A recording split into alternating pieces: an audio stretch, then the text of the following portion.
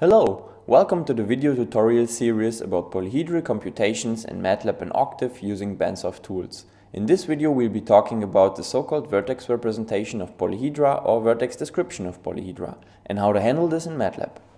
We will start with the case of bounded polyhedra, which are called polytopes. So consider the set of these 5 points in the plane. We call the convex hull of this set the polytope generated by these 5 points. In the plane, you can imagine the convex hull as the set bounded by the rubber band tightened around all the points given. I will give a formal definition for the convex hull concept in the end of the video. Now let's turn back to the polytope on the left hand side. We call the matrix having the given points as columns the V representation of the polytope you see here. And the V stands for vertices, since the matrix contains all vertices of the polytope as columns. Now this means to numerically represent a polytope in Matlab, all you need to know or all you need to have is the matrix V having all its vertices as columns.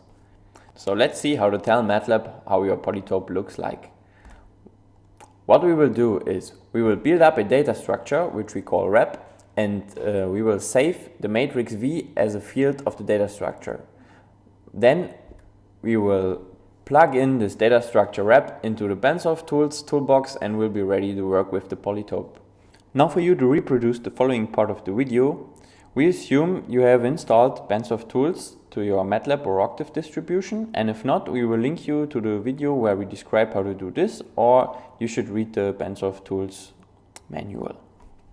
So the first thing we'll want to do is to store the matrix V as field of the data structure rep, and the matrix V was 8, 5, 9, 5, 1, 3, 7, 7, 1, 3.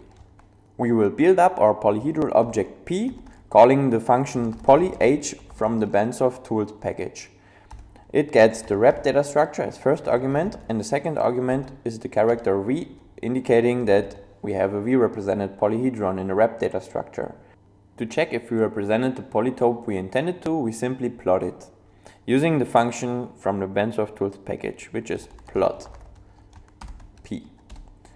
This looks like the polytope from the first slide of today's video, and that means that we did right. So now you can start performing computations and operations on the polyhedral object P, and to see how this works, I recommend you to watch the videos from this tutorial series or to check the bensolve tools manual. Okay, so this was quite easy so far. But how do we handle unbounded polyhedra if we have the possibility only to represent our polyhedron by finitely many vertices stored in a matrix?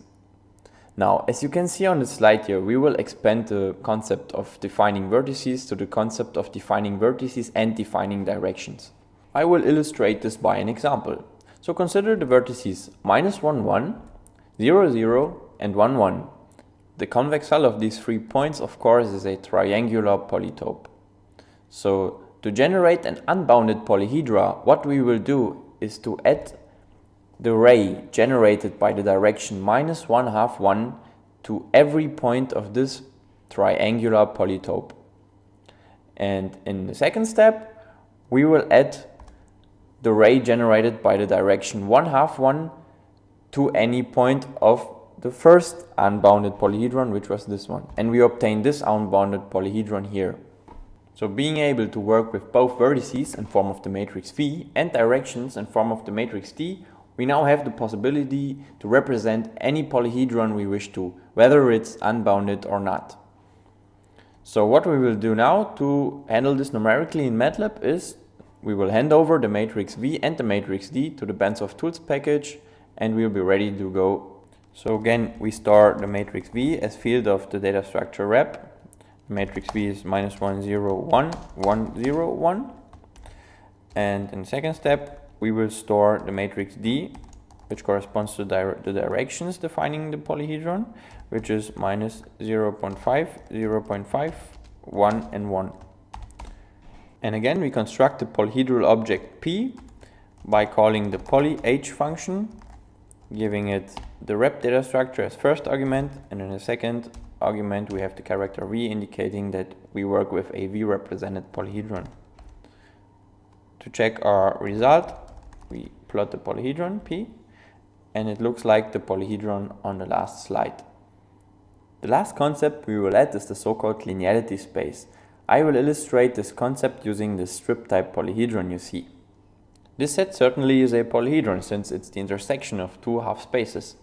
But how do we represent it using the concepts we introduced so far? Even though this polyhedron has no vertices, we will pick two distinct points. One will be on the upper boundary and the second one on the lower boundary. These are the 2 points we will pick. And now we consider the convex hull of these 2 points. To the convex hull of these 2 points, we will add the direction pointing to the right hand side, and we will add the direction pointing to the left hand side. And doing this, we can generate the polyhedron you see on the left hand side of the slide. So we can represent this polyhedron using bensolve tools by storing the red and the green point as columns of the matrix V and the 2 directions as columns of the matrix D. But we notice one thing. The direction pointing to the right hand side is nothing but the direction pointing to the left hand side multiplied by -1. This means that these 2 directions lie on one single line. This means we can reduce the data required to represent this polyhedron to the 2 points and to one vector generating the line. I will illustrate this concept by a 3-dimensional example.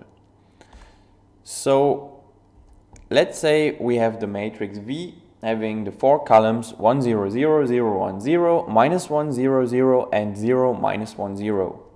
And we have the directions 0, 0, 1 and 0, 0, -1. Now obviously the 2 directions are additive inverse to each other. So we can replace them by one vector generating the line generated by those 2 directions, which can be 0, 0, 1, but we could as well choose 0, 0, -1.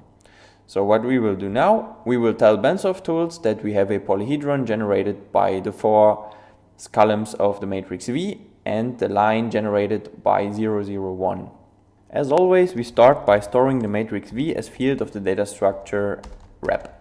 So the matrix V is 1, 0, -1, 0, 0, 1, 0, -1, 0, 0, 0, 0. And second step now is to store the matrix L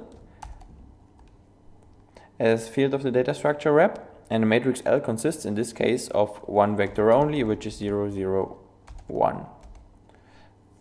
And again, as always, the polyhedral object P is generated by calling the function polyh, getting the rep data structure, and in this case the V character, indicating that we are dealing with a V represented polyhedron.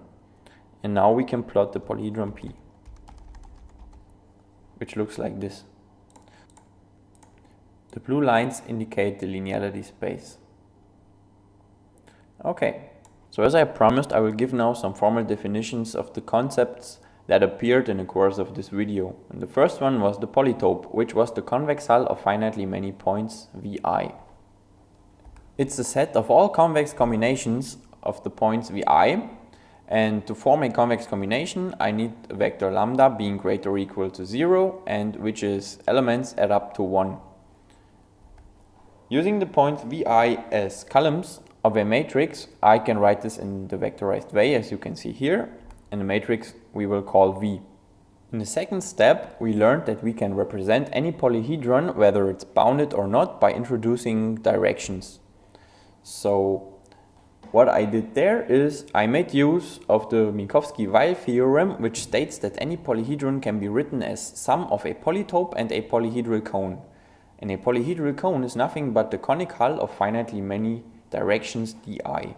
Again, as in the polytope case, I can write the set C like this here, where I do not need the parameters to add up to 1.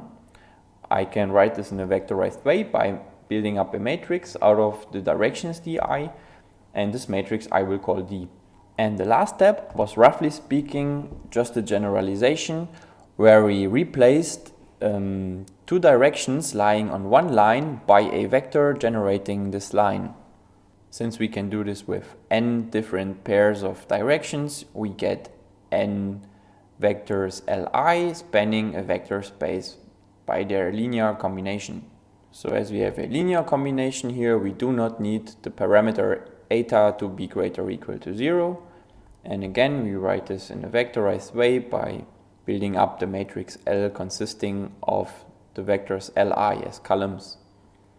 So to sum everything up, a generalized version of the Minkowski-Weil theorem would state that a polyhedron is a polytope plus a polyhedral cone plus a vector space, which we can write as P plus C plus S. And if we replace the sets by the definition you see up there, you see the definition of a polyhedron in V representation. So now you can see that all data required to represent a polyhedron in V representation is the matrix V, the matrix D, and the matrix L. The matrix V is always required, and the matrix D and L are set to 0 by default, since you do not need to have a polyhedral cone or a vector space to define a polytope, for instance. So that's all. Thank you for watching and see you in the next videos.